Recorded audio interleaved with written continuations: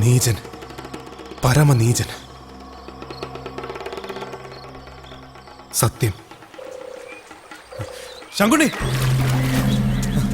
അതേ സ്വപ്നം ഞാനും കണ്ടു.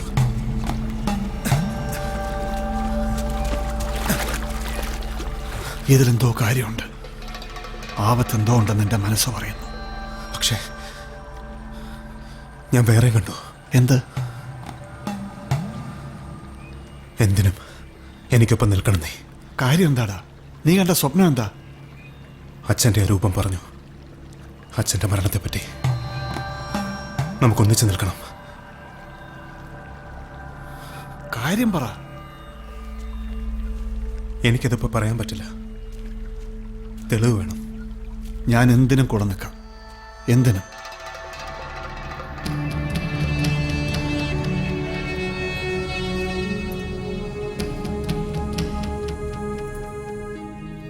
എന്തൊരു കോല ഇത്.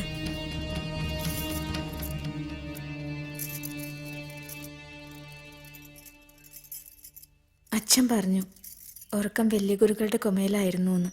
തലപ്പിരാന്ത എനിക്ക്. അമ്മ പറഞ്ഞു.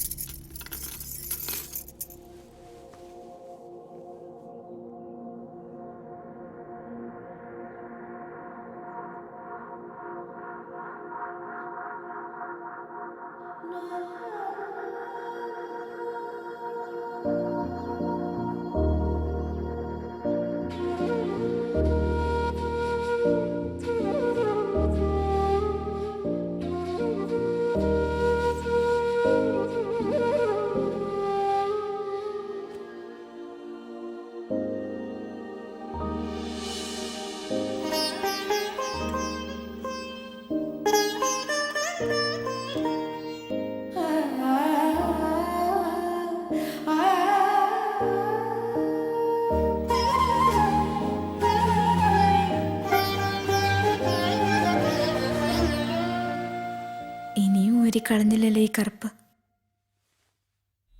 അച്ഛനെ ഞാൻ സ്വപ്നം കണ്ടു. സ്വപ്നത്തിൽ എന്താ ഉണ്ടായത്? പറയാം. എനിക്കത് നിന്നോട് പറയണം. നിന്നോട് മാത്രം.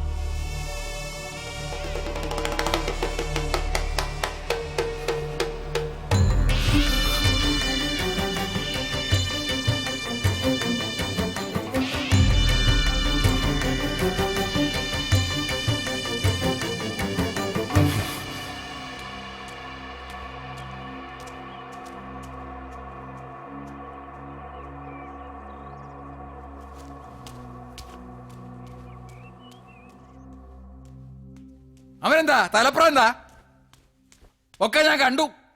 അച്ഛൻ ഒളിച്ചിരിക്കുകയായിരുന്നു.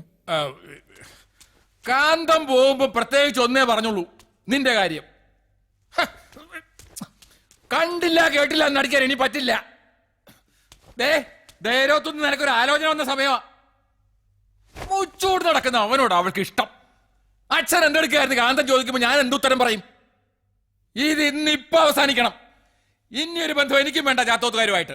ഭൈരവനെ കാണണം. വാ വാടിയോട്ടെ, വാടിയോട്ടെ.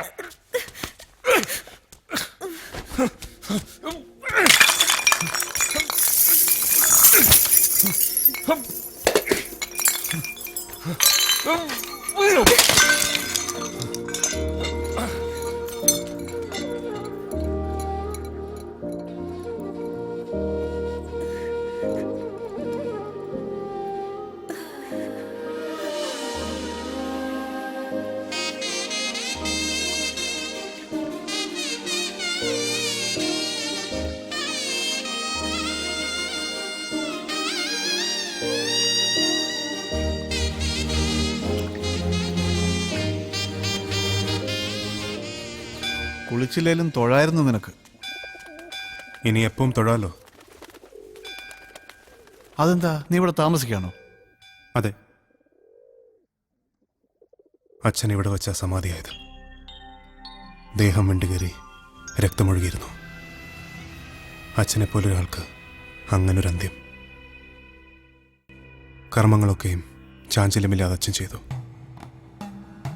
സ്വകർമ്മത്തിൽ ഉറച്ചു നിന്നു. ദേവകൾക്ക് പോലും കഴിയണമെന്നില്ല. കേളിയാത്രയായി ഭിക്ഷയെടുത്ത് നടന്ന അച്ഛൻ പലർക്കും അത്ഭുതമായിരുന്നു. എന്തിനാണ് ഈ പണിയെന്ന്. അച്ഛൻ ഒത്ത പുരുഷനായിരുന്നു. നിന്റെ മനസ്സിലെന്താ? വെല്ലുവിളികളെ പറ്റി അല്ലാതെ മറ്റൊന്നും പറയുന്നില്ലല്ലോ.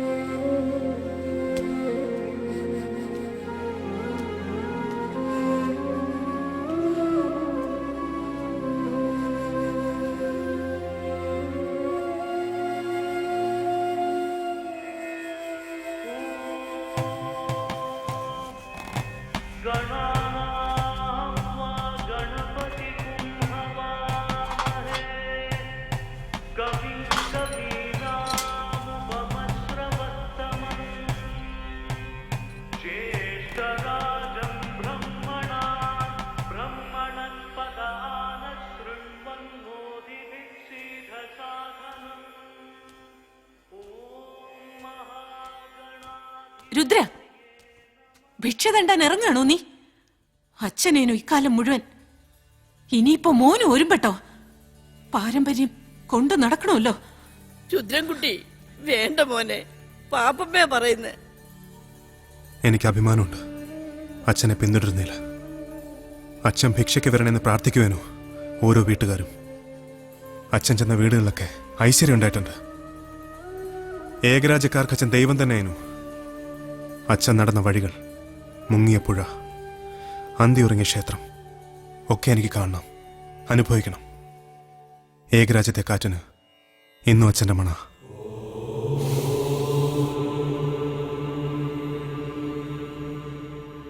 ശ്വസിച്ചു നോക്ക്. മനുഷ്യനെ പോലെ ശ്വസിക്കുമ്പോൾ കിട്ടും അച്ഛൻ്റെ മണം.